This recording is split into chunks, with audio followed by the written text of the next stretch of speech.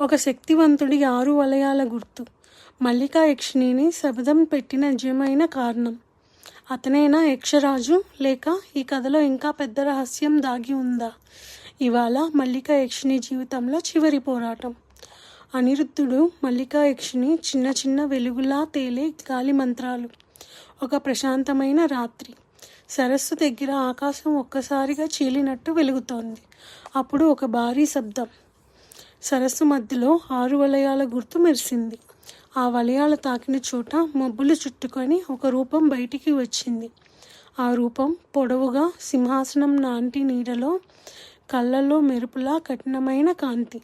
అతడే 6 వలయాల రాజు, వలయాధిపతి వంశ. మల్లిక వెంటనే వెనక్కి ఒక అడుగు వేసింది. ఆమె ముఖంలో కొంచెం భయం, కొంచెం కోపం, కొంచెం విచారం. అతడు గట్టిగా "మల్లిక" అని అరిశాడు. శబదం పెట్టిన వాడివేనా? అనిరుద్ధుడు కత్తిలా ప్రశ్నించాడు.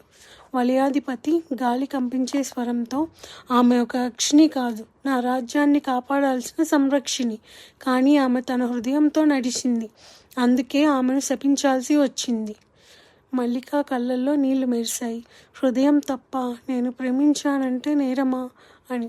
వలయాధిపతి చేతి వేళ్లలో మంత్రవలయాలు తిరిగాయి. సంరక్షిణి ప్రేమించకూడదు, హృదయం కలిగితే రాజ్యం నాశనమవుతుంది అని. అనిరుద్ధుడు ఆమె ముందుకు వచ్చాడు.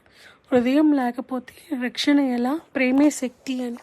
అప్పుడే భూమి కంపించింది. 6 వలయాలు పెద్దయ్యాయి. రూపాలు, వెలుగులు, గాలి అన్నీ తిరుగుతూ గొప్ప యుద్ధానికి సన్నద్ధమయ్యాయి. వలయాధిపతి చేతిలో ఒక ప్రకాశకర శక్తి బంతి, మల్లికా యక్షిణి చేతిలో చంద్ర వెలుగు దండం. పాత శబ్దం వల్ల చివరిసారి మాత్రమే పనిచేసే దండం. అనిరుద్ధుడు వాళ్ళిద్దరి మధ్య నిలబడ్డాడు. ఈ శపథం ఇవాళ ముగియాలి అని. వలయాధిపతి శక్తి బంతిని విసిరాడు. మల్లిక చంద్రదండంతో అద్దుకుంది. ఆ రెండు ఢీకొట్టుకున్న క్షణం ఆకాశం చీలిపోయింది. వెలుగులు మిలమిలా మెరిశాయి. సరస్సు మొత్తం మంత్రవాయువుతో నిండిపోయింది. పోరాటం మధ్యలో మల్లికా శక్తి తగ్గింది. చంద్రదండం క్రమంగా చీకటి పడింది. శబదం ఆమె శక్తిని దహనం చేస్తుంది. అనిరుద్ధుడు అరిచాడు, మల్లికా, నిలబడవు, నేను ఉన్నాను అని.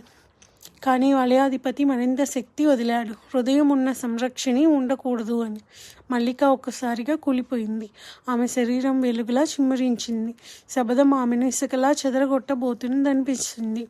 అప్పుడు అనిరుద్ధుడు ఆమె చేతిని పట్టుకున్నాడు. నీకు శబదం కావద్దు, నీకు స్వేచ్ఛ కావాలి అని. ఆయన చేతుల్లోంచి ఒక పసిడి కాంతి వెలిగింది. ఆ కాంతి మల్లిక శరీరంలోకి పోయింది. వలయాధిపతి కదిలిపోయాడు. ఇది మానవుడి శక్తి కాదు, ఇది పారిజాత వంశం శక్తి. మల్లిక ఆశ్చర్యంగా, అనిరుద్ధ, నీలో ఆ శక్తి ఉందా అని. వలయాధిపతి నిశ్శబ్దంగా, అతడే నిజమైన భవిష్యత్తు సంరక్షకుడు అని. అప్పటికే అనిరుద్ధుడి శక్తి మల్లికా శబ్దం పూర్తిగా ఛేదించింది. మల్లికా కళ్ళల్లో ఆనందం, వెలుగు, స్వేచ్ఛ.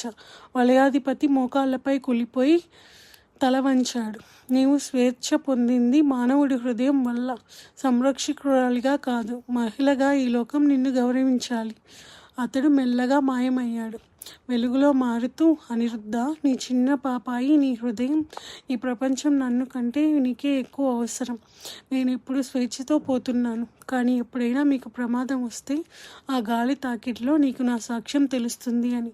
మల్లికా శరీరం చంద్రకాంతిగా మారి సరస్సులో కలిసిపోయింది. అనిరుద్ధుడు నిశ్శబ్దంగా నిల్చున్నాడు. గాలి మృదువుగా అతని భుజాన్ని తాకింది. అది ఆమె చివరి ఆశీర్వాదం.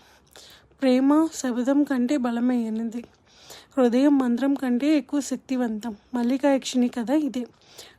ముదురైన శబదాన్ని కూడా హృదయంతో ఛేదించిన కథ. ఇది మా యక్షిణి కథ యొక్క చివరి అధ్యాయం. కానీ హృదయంలో మిగిలే స్మృతులు ఇవే అసలైన మాయ.